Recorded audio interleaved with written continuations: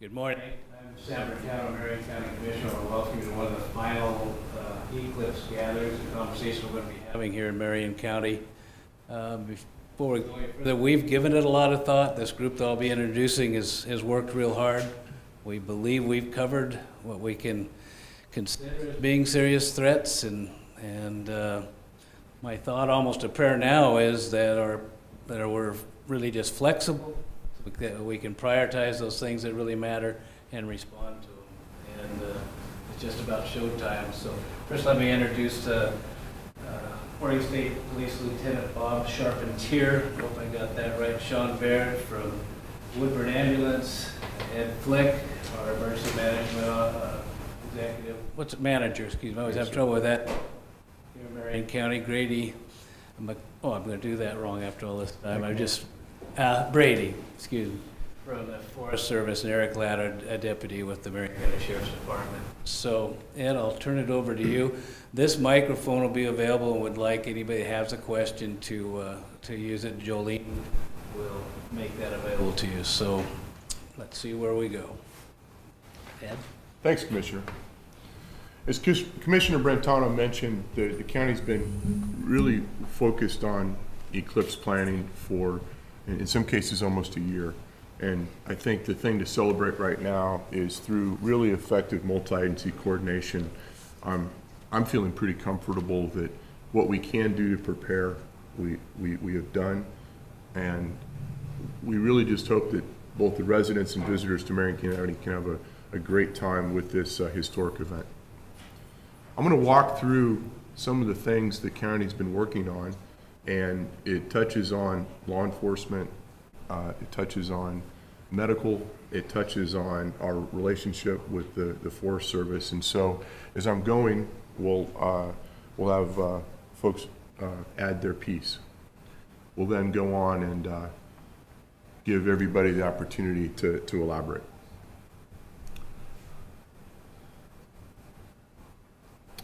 One of the questions I'm often asked is, how many people are coming to Marion County?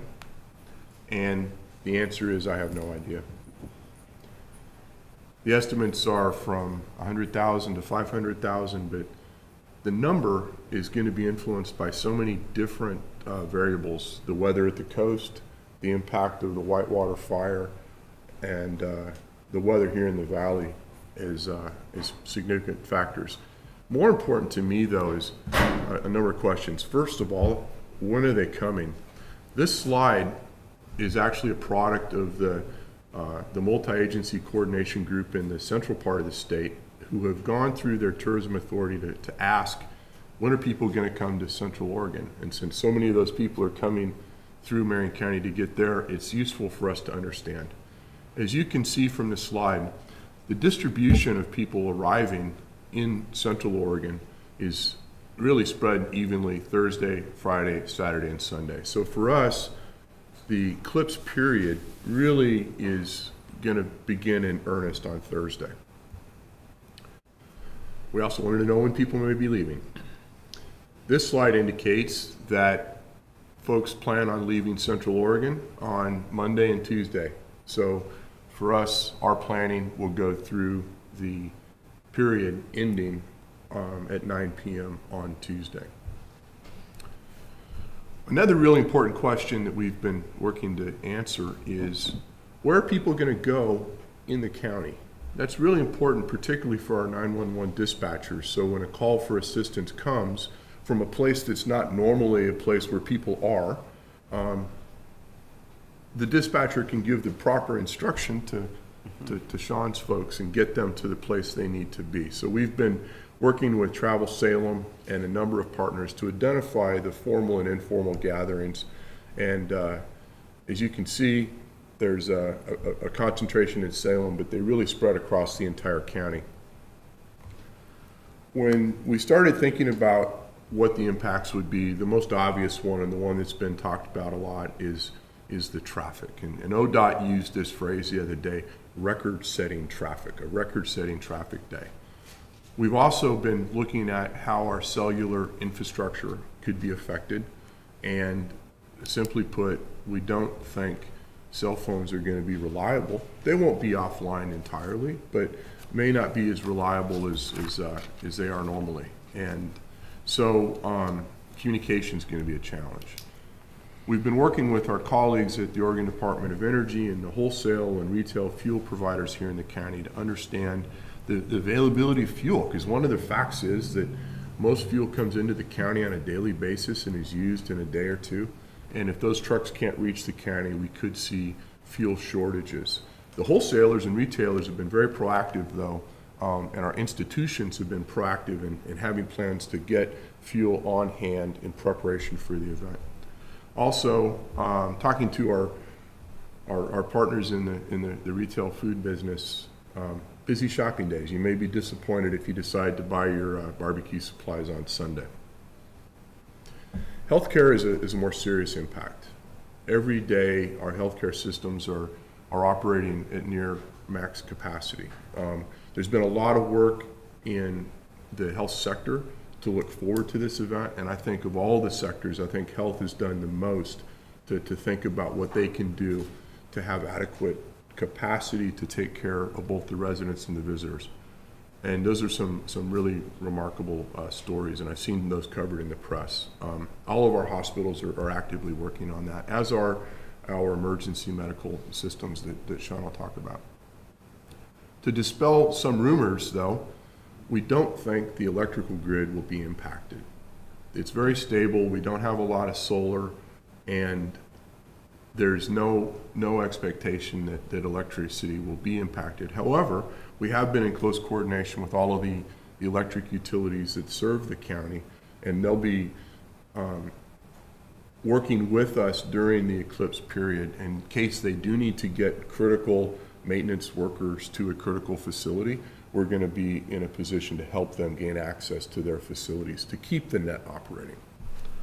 And finally, landline telephone and internet, we also expect will have marginal impact. So for those of you that do have traditional telephones, we think they're going to work, and we think internet will work as well, just not from your phone.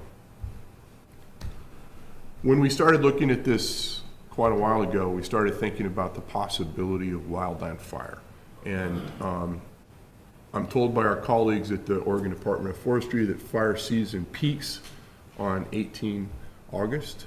And we began thinking about all of the additional people that will be in the forest and the possibility for human-caused ignition. So our concerns there were sort of realized early, and I'll pause here and ask Grady if he has comments on the Whitewater fire. Thanks, Ed. Sure. Again, my name is Grady McMahon. I'm the district ranger for the Detroit Ranger District with the Willamette National Forest. And yeah, we've been working with our partners for the eclipse for quite a long time, planning ahead with Marion County and all of the different groups in Marion County. And one of the things we thought about was this is in the middle of fire season. Like Ed said, the 18th of August is often when we get lightning strikes and when fires start. So we were planning to work with fires during the eclipse, but unfortunately we got fires before the eclipse, which kind of surprised us. They came quite early this year. Our fuel moistures had been really, really dry up high this summer, and so we got lightning early, and we're into fire season. So the Whitewater fire is currently burning in the Mount Jefferson wilderness, and has actually come out of the wilderness a little bit onto regular Forest Service land. So there's a lot of partners up there working right now, both Oregon Department of Forestry, the Forest Service, a Type 2 fire management team is working to work with the Whitewater fire. We currently have about 665 people up there working, and the fire is currently at about 5,800 acres. And so that's something that we didn't expect this early. And today we're actually going to be working to do some burnouts, or some areas where we're going to be lighting some fire between the active fire and our control lines, in an effort to get smoke and fuels burnt now rather than later in the season, hoping that by the time the eclipse comes around, the smoke issues will be reduced to some extent. But at this point, we did also send a message out the other day to in a press release that we will be having the whitewater fire still continuing during the eclipse, and Mount Jefferson area will be closed during that time period because of public safety. There'll still be a lot of fire moving around, and it's just to the east or to the west of Mount Jefferson, so and Jefferson Park. So that's really a disappointment for us because we were really planning to welcome people into that area and had a lot of plans put together to help people enjoy their national forests. But at this point, we just don't feel it's safe enough to let them in there because there is so much fire in the area. So that's going to be a disappointment for a lot of people because I know they've been thinking about coming to Mount Jefferson, Jefferson Park, parts of the Pacific Crest Trail. We also have, however, other areas of national forests still very, very available. South of the fire on the Pacific Crest Trail, there's openings. Sandian Pass, many mountain peaks are still available, even down into the McKenzie Ranger District, down in the Mount Washington area, and up north towards Olali Lake on the Mount Hood National Forest. So lots of opportunities still out there, and now we're working with the public to try to give them those places to go so they don't get disappointed during the eclipse, because there's still lots of public land available, and we really want to work with folks to have them have a great time. So that's it for now.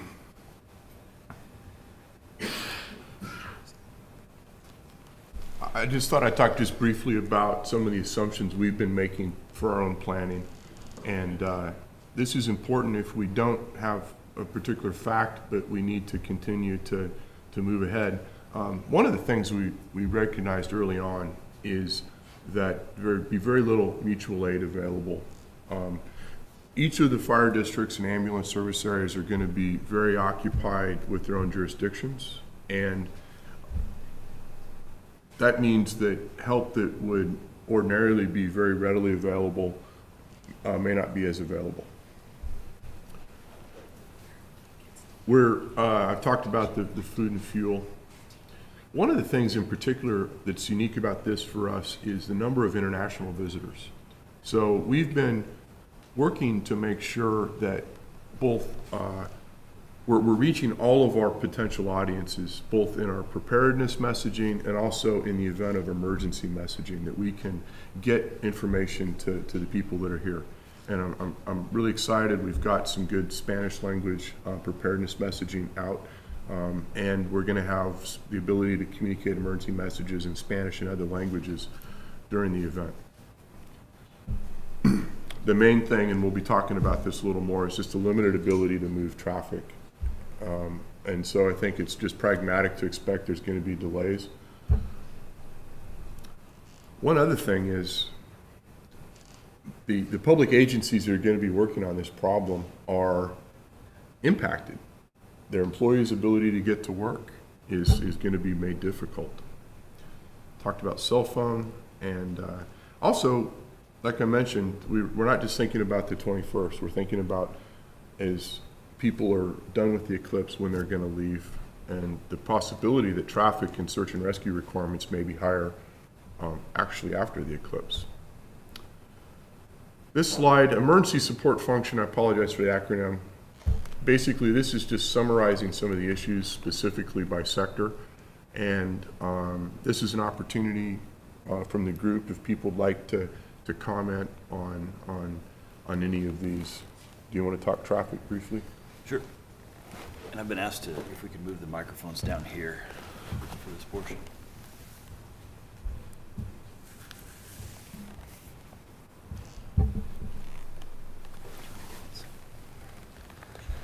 So thank you, everybody. Again, my name is Eric Ladd. I'm the Enforcement Division Commander for the Marion County Sheriff's Office, and we'll touch just briefly on ESF 1 and ESF 13 for us. For the Marion County Sheriff's Office, our priorities for the 4-day period are going to be life safety. That includes, either criminal acts or traffic crashes or searches for folks. So our number one priority is going to be life safety. Number two for us is going to be maintaining open roadways. We believe that's critical. As Ed was talking about, if you look at the numbers that the state police and ODOT is projecting, unprecedented, I think is the word that's used. So maintaining those open roadways, and those open roadways, can ensure that fire and EMS can get to where they need to be in an expedient manner, to continue to move folks from one roadway system to the next. Our third priority is working collaboratively with our partners. So today, the Oregon State Police is here, John's here, Grady from the Forest Service, and in the back of the room, Dave Okada from Salem PD. So it's important for us to work collaboratively with our partners over the 4-day period. Major crimes team, accident reconstruction teams. We are fortunate at Marion County that a number of us have spent decades working together. So that makes that relationship is quite a bit stronger. Our kids have gone to some of the same high schools together, so we know each other on a personal as well as a professional level. So that helps us move through the 4-day period. And then preserving property is our number 4 priority for the 4-day period. More specifically at Marion County, if you've seen the layout of Marion County, we're about 1,100 square miles. So give or take 60 miles east and west and about 40 plus miles north and south. We're going to split Marion County into 2 commands. The San Am Canyon up at the Detroit Ranger Station will be a command for us. Search and rescue folks, Marine Patrol assets. We're getting some help from Klamath County and Washington County for Detroit Lake. So very much appreciate their assistance along with the Marine Board. Again, our search and rescue folks will pre-position or pre-stage at a number of trailheads that we've had folks leave the paved roads. So we'll try and mitigate some of those searches by putting folks there preemptively. We'll work with Grady's folks in the Jefferson Wilderness area to help ensure those closed areas. And then in the lower valley for us, we'll have a command set up. We've added additional patrol and detectives for that weekend to have them on staff and on hand for us.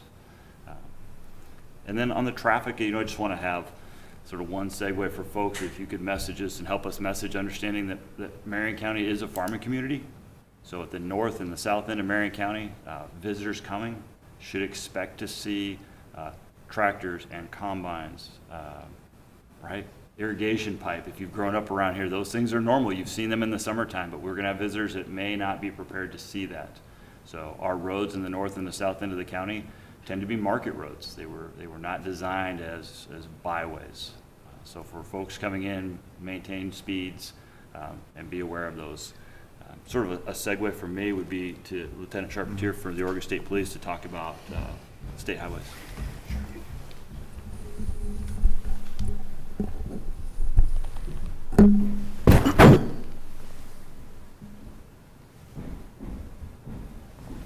Good morning. My name is Bob Charpentier. I'm a lieutenant with the State Police in Salem. And Commander Ladd really covered everything. Our plan mirrors theirs. We really have an amazing working relationship with not only the Sheriff's Office, but all the city agencies within Marion County in my responsibility area. And for us, life safety is the same. That's the number 1 priority. And I think what intertwines with that life safety is the traffic flow. Is we want to make sure that traffic is moving, traffic doesn't stop. And one of the big parts for that for us is that vehicles are not parking on the shoulder. We need to keep those shoulders clear. We fully expect for I-5 to be heavily traveled with a lot of cars, as well as secondary highways. And part of that plan is we have divided up our area of responsibility, which is Marion and Polk County, into 4 distinct areas that we will have supervisors and troopers assigned to. And the entire state police is involved with this week-long event. And so for my area, we have troopers from the Criminal Division, Fish and Wildlife Division, and Patrol Division all out working to make sure folks stay safe. And one thing that we ask is that folks stay off the shoulder there unless it's an emergency, and then pull far off the shoulder. But you will see many troopers out this weekend, and starting really on Wednesday the 16th all the way through Wednesday the 23rd. We're going to be out there all hours of the day and night, making sure folks can travel safely, get to their destination, get home safely. And part of that is we want to be able to start that off by keeping traffic moving as best we can. That way emergency vehicles can get to crashes or folks needing medical care.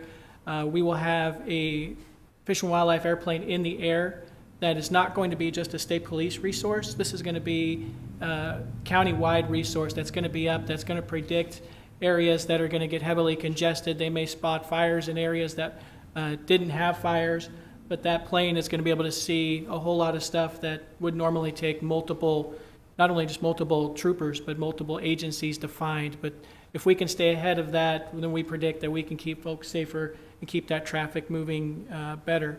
One other resource for us is ODOT's Trip Check.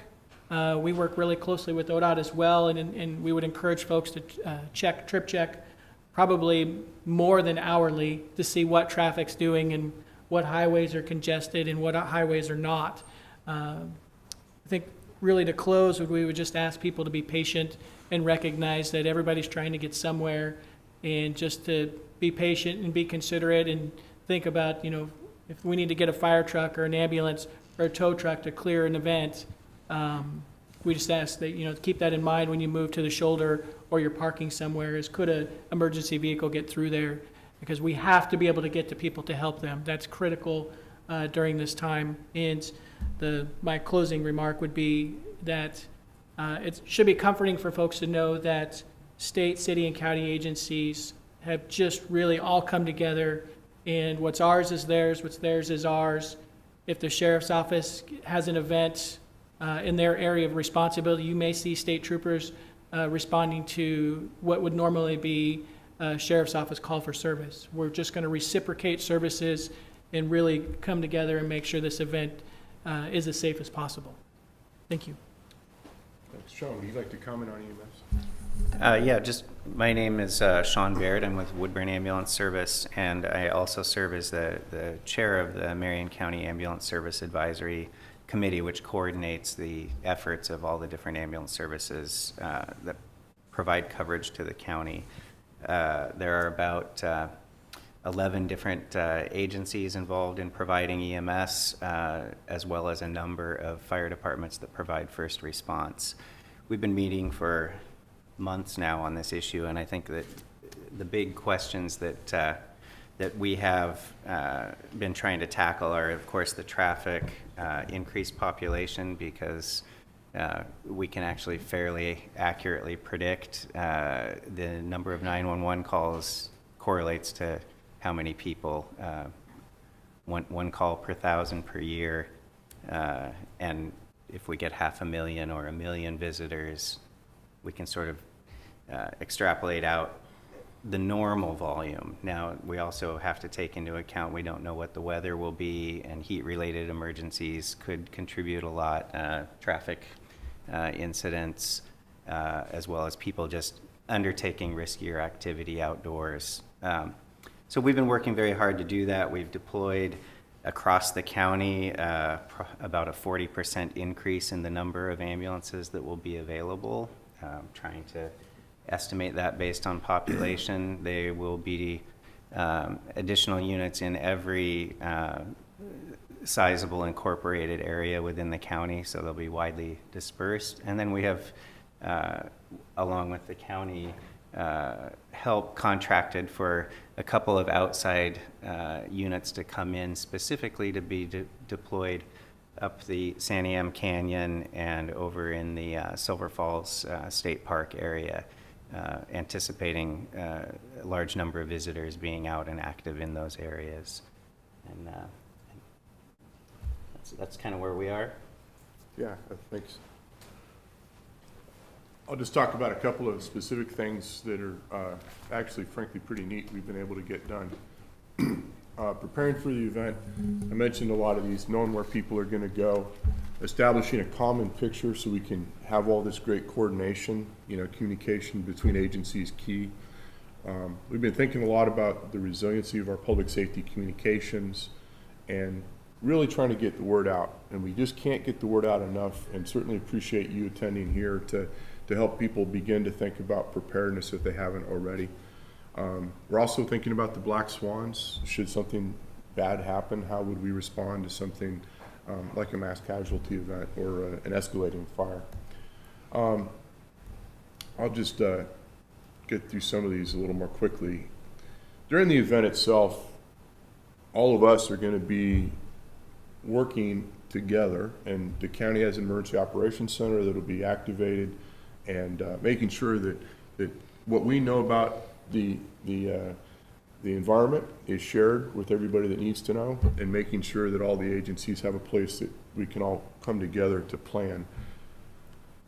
We're also going to establish a mobile operations center in the eastern part of the county with the Forest Service's great hospitality at the Detroit Ranger Station. That's going to allow us to project that coordination capability east into a more rural area.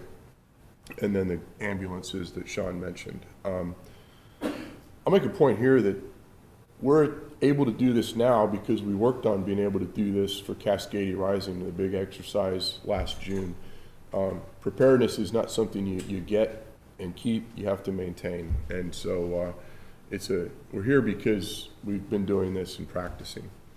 We're also going to employ some new tools that are going to allow us to communicate more virtually, and technology is going to help us keep that common picture. One of the simple things we're going to try and do is help to get fire engines and law enforcement units and ambulances to places they need to go. There's going to be a significant effort on the part of ODOT and Marion County Public Works and the city Public Works to maintain and flag and put out alternate routes and make sure that dispatchers know how to direct people so Sean's ambulances get good pre-arrival instructions. So we're really proud about doing that. And ODOT and OSP, again, an overwhelming plan, actually working longer than we are Wednesday to Wednesday. And I'll let ODOT speak for themselves on their efforts, but we really appreciate the amount of effort they're putting in to keep the state highways open. We could not do what we're going to do without volunteers. And one of the things that we're going to do is make sure we have a robust medical capability up in the Detroit area.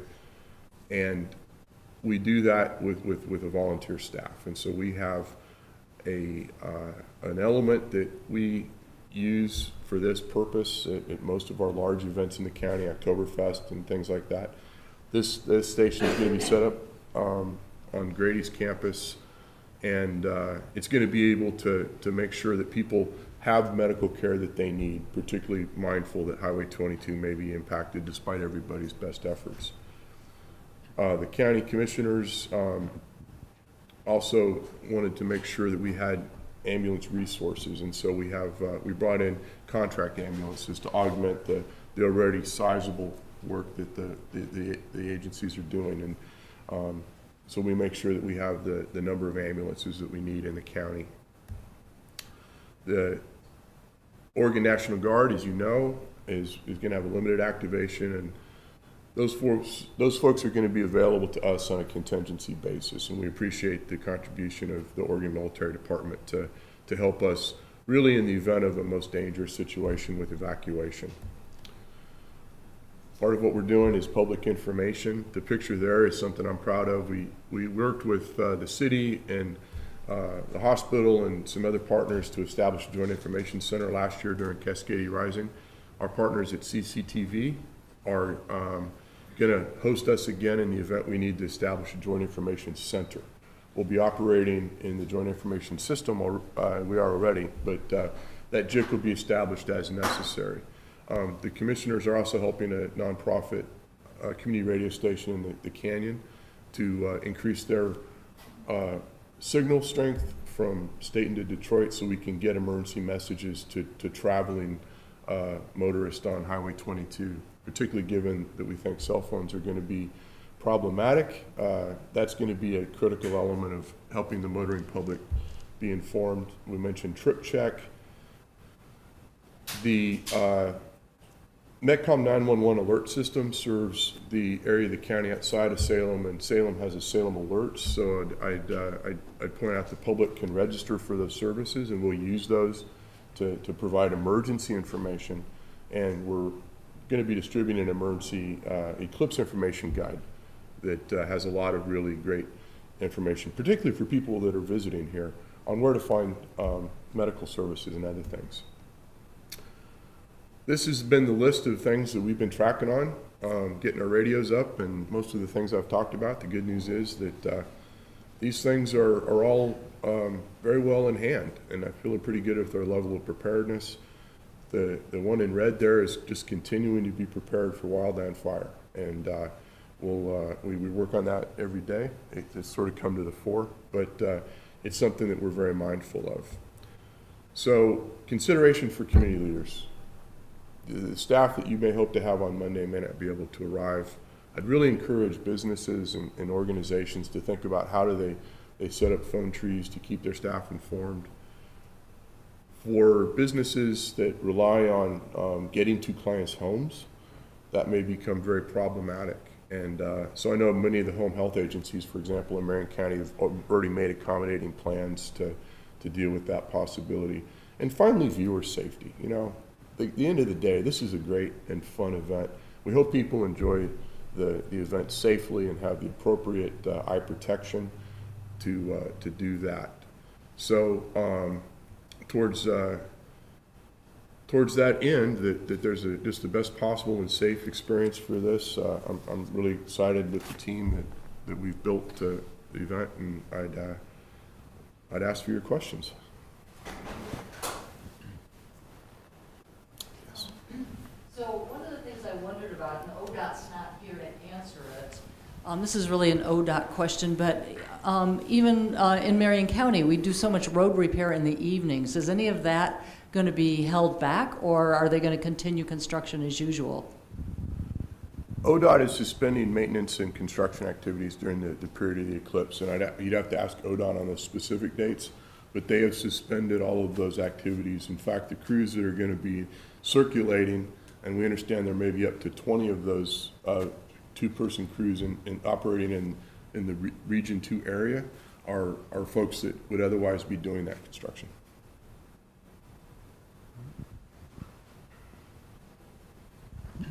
Several of you have talked about extra staffing, extra resources during that time period.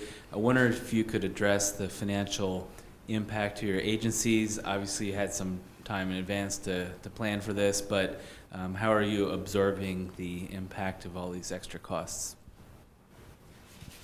Do you want to start first? Or? I'll go first. Good question. For state police, just my area alone, we have over 100 hours of overtime that's being used. Troopers are being, most of my troopers are not on vacation. We have folks that are normally detectives that are going to be out working patrol, fish and wildlife folks that are going to be out working patrol and working fish and wildlife. So we really took all our resources from our 3 sworn divisions, and we're bringing them together to promote the best and safest options out there for folks so we can respond quickly. But for us, they're just in my schedule alone for our 7-day period. I have roughly 15 overtime shifts for just my troopers working in my area. So, and that doesn't include any other area commands for our agency. So, go ahead. No, right. So, for the Marion County Sheriff's Office, Ed touched on it. We are very fortunate for the 100 volunteers that we have for search and rescue that will spend their weekend up in Detroit with us. We couldn't do it without them. We will have a number, about 100, about what OSP is looking at locally for overtime shifts, and that'll be in our overtime budget that we look for each year. I mean, if we have another event, say that happens in December or early April, that could impact us, but right now we've been able to move some of the shifts around our traffic safety team. Those that work midweek have been shifted to work the weekend. So shift adjustment for us has been one of the big ones, and then our volunteers. And I just highlight the financial contribution the Marion County Board of Commissioners has made to help with the ambulances. I think that was the thing I was most concerned about initially, and the procurement of those ambulances is going to have an immediate impact on public safety. Also, the investment the commissioners have made to assist the radio station KYAC, the nonprofit radio station that is in great partnership with KMUZ to expand our ability to provide relevant, timely information to the public is a wonderful example. And I think the modest investment in general funds is going to go a long way to providing a more safe environment. You talked about campers being spots that they're not normally, where people are, and 911 call center responder. Can you go into a little bit more detail on exactly kind of what the language is in terms of being able to go to these places where people maybe aren't normally, and how you're going to be able to respond to it all? Do you want to talk land management issues or? Sure, yeah, I can talk about that. We've received calls and emails from, all across the country and other nations even too, other countries, asking about how to get into this area and how to recreate. And so it's something that we're really, really aware of. We are going to be placing staff out at our trailheads to be able to inform people about the best way to use the forest, how to be safe, how to enjoy the viewing, and learning about their national forests too. We've also put a lot of resources into information for people as they call in to get them ready for visiting the national forests and to be out in the wildlands. And I know there's a lot of people that'll be experiencing it for the first time, so we've put a lot of effort into education. But in terms of the 911 operators and how they're going to be able to best, because most of the time you're not responding to calls where people are having a heart attack in the spot, or whatever it may be. How does that exactly go about where you're not wasting 5 minutes trying to figure out what at the end of the field they're in? Yeah, absolutely. And then just simply put, the map of events is going to be up in the dispatch centers, and they're going to be able to rapidly access that information and the information that's contained on the map. And the last thing we want is call taker dispatchers frantically Googling for some place that is not normally a place. So getting this map built in conjunction with Travel Salem and distributed not only to our own dispatch centers, but also to the state agencies through the Oregon Emergency Management Office is a big part of that. I think it's worth emphasizing this is a key point for members of the public who will be traveling around on these days to really know where you are. So if you're renting out private space to camp from someplace listed on Craigslist or how VRBO, whatever, know the address so that if you do have to call for help, you're able to accurately let us know where you are. And I think that's something that's really a take home, and be prepared for an extended response time if traffic conditions are bad. Hi. Of course, to be able to call for help, you need to have a functioning cell phone system. So I'm wondering, what is the kind of the parameters in time of when the cell phone system is not going to be reliable? Is it just a very short period during the eclipse itself, or are you looking at many hours or even a day or so before and after that it's not going to be reliable? Unfortunately, I think it's a situation we're going to have to wait and see. Both Sprint and Verizon have brought increased resources into the area. I know AT&T is also working to expand the maximum availability of their services. So there's no particular time frame that we think will be more impacted. That's part of the unknown here. I would emphasize, though, that Marion County is now served by text to 911. And so that's a great alternative. Oftentimes, text can go through when a voice call may not. So call if you can and text if you must to get information to 911.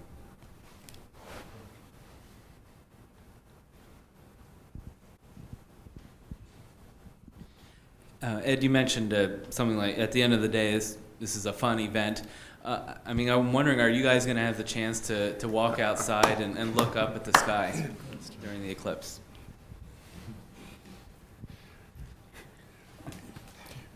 Yes, I am not going to miss this. We've worked hard on this, but I won't do it at the expense of someone's public safety.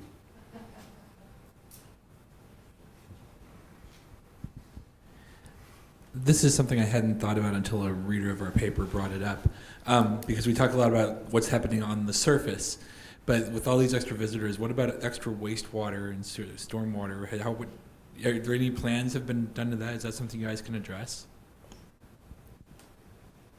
Yeah, and Marion County does have a couple of wastewater districts. I have talked to some of the public works directors in the various cities, and they are thinking about this in a technical level. You know, they think about the details I won't go into, but they are thinking about this, and they are anticipating that in ways that, as a generalist, I didn't always think I'd ever know, but I think everybody, we just can't talk enough about how all the various agencies are all working together to share information, and that helps them make decisions I would never even think were necessary. So that is something specifically I've heard operators talk about, though, is how to manage this load.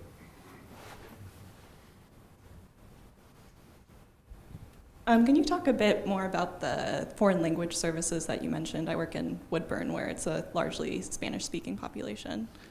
Absolutely. We will have a Spanish language public information assistant in the EOC, and that's going to let us put out relevant and timely information. We've been working with the Woodburn community specifically and some of the preparedness messaging I hope you've seen on social media. If not, you can check our Facebook page at Marion County Emergency Management. It was posted yesterday. Also the language line. So for some of the smaller density languages that we just don't work with very often, we're going to rely on the language services. And the language line services are available to personnel in the field at all times through the dispatch center. So if our responding paramedic doesn't happen to be bilingual in the language necessary, they can access language line through the 911 center.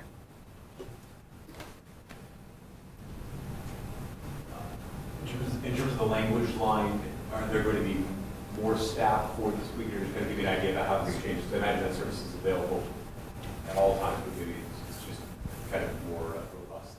Right. I don't know the answer to that, other than those are extremely large services that have clients all over the country. So we don't anticipate problems. I'll add another resource, and anticipating large call volumes to the dispatch centers, the Oregon Office of Emergency Management has been working with 211 to increase their capacity in the period before and after the Eclipse event. And so you'll see some additional media releases that are going to try and guide the public for non-emergency calls to 211. So if you have an emergency and you need a police officer, you need an ambulance or a fire apparatus, you call 911. There's a whole lot of questions that we don't necessarily need to have answered at the dispatch center. 211 will be a great resource for that.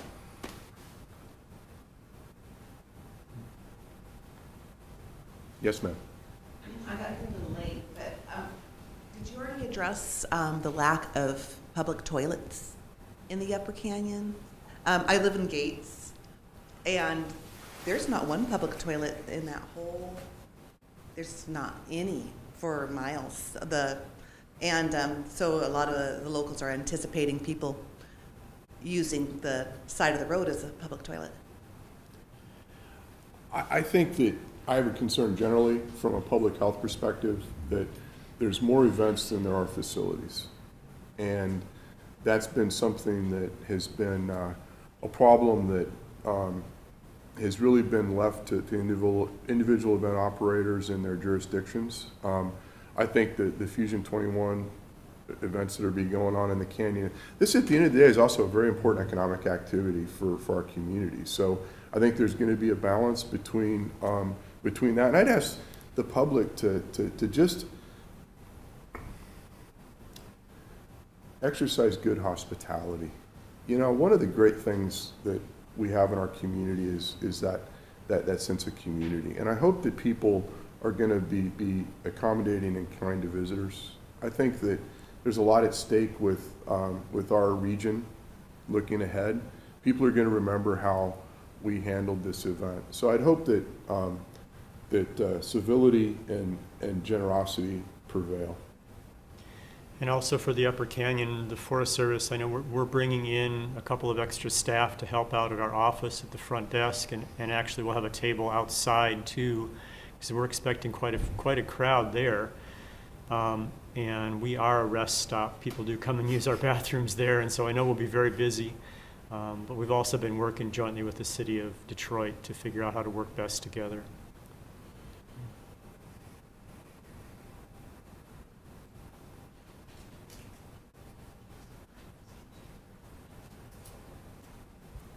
Well, I appreciate everybody's attendance and helping us get the word out. One of our commissioners, Janet Carlson, said yesterday we need to continue to do the best to get relevant and accurate information out to the public, and I appreciate you giving us a chance to talk about this. Thank you.